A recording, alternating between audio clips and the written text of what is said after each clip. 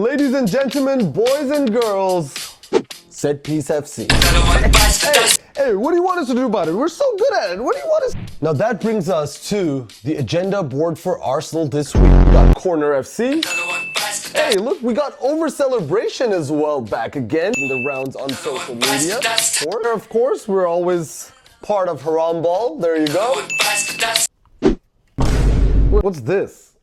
Referees help Arsenal? Are you kidding me right now? Are you kidding me right now? Besides the rival fans, I think PGMOL is our biggest hater of them all. So I don't know what you guys are talking about. That's complete nonsense. But let's talk about the main takeaway from the game, besides the 3 points. Happy St. Totteringham's Day! Hey! It's happened again. It's happened again. London is red. It's happened again. And coming back to Chelsea. Best left back in the league. Best right back in the league. Best defensive midfielder in the league. Best forward player in the league. Somehow 6 points below 15th place finish Man United? I mean, come on. The team that ended Tottenham's trophy drought with a European trophy, Man United, is now 3rd place in the Premier League. People are right. The quality of the Premier League is ruined. It's ruined. Man United is now 3rd place in the Premier League. Where's the master tactician Unai Emery? Anybody seen Unai? All right, we'll move on from that and we'll just talk about set pieces. You like that, right? Good, because there's new set piece kings in town. These, according to the BBC, Liverpool now have scored the most amount of goals through set pieces in 2026. And BBC is calling them the new kings of set pieces. No, we're not gonna talk about the Premier League champions having the worst title defense ever in the history of title defenses. Not gonna talk about that, okay? We're gonna talk about how they're the new set piece kings. And no, they're not ruining football. Let's just set the record straight there, okay? That's only for Mikel Arteta. All right, all jokes aside, let's break down the game now and see what actually happened. Very similar game to the one at Stamford Bridge. The only difference, of course, being that we won at the end, didn't concede a late equalizer, even though we tried our best. We almost conceded it.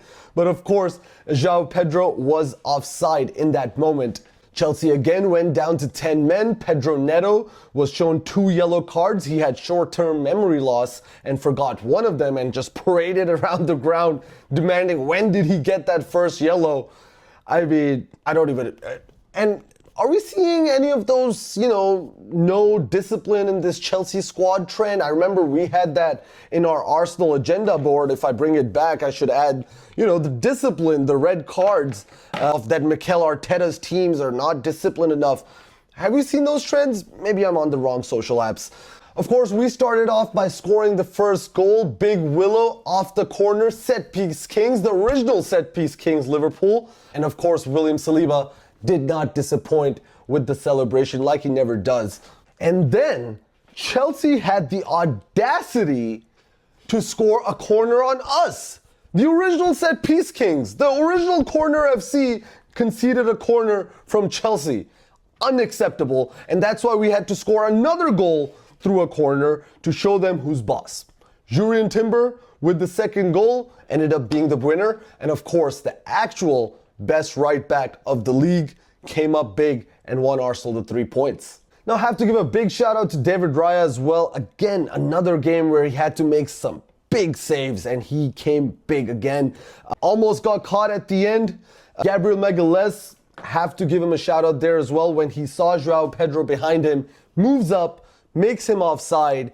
Elite defending again. And that saved us from conceding that late equalizer. And João Pedro, of course, had a few chances, but, he's one of the most informed strikers in the Premier League right now with 14 goals in all competitions.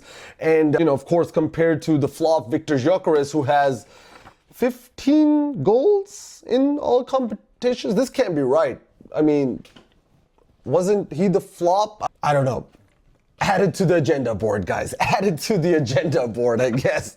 But let's talk about Victor Gyökeres. I have to say, 15 goals now in all competitions. Didn't score today, but, has done well. He's starting to score at the right time of the season. In the business end of the season, the goals are coming from him. He looks more connected with the team, unlike this other donkey that we had 10 years ago who went 15 goals without scoring in the Premier League when we lost the title to Leicester City. You know who I'm talking about. Before we end the video, also had to talk about Petr Cech and his combined 11 for the Arsenal-Chelsea game. The 6th place Chelsea versus 1st place Arsenal, been on top of the league for 150 plus days. And the combined 11 had 6 Chelsea players compared to 5 Arsenal players. Why is this? This Chelsea team apparently has the best players in every position, but this Chelsea team is crap. So, you know, what are we missing? At least now we know why Petr Cech used to wear a helmet in the pitch. Now we know. Thank you, Petr Cech. You know, we didn't know you had that going on. But at the end of the day, guys, the one thing that remains the same after all these days, after all this talk, is that Arsenal are top of the table. Don't forget to like and subscribe or follow the channel, guys. I'll catch you guys next time. Come on, you Gunners.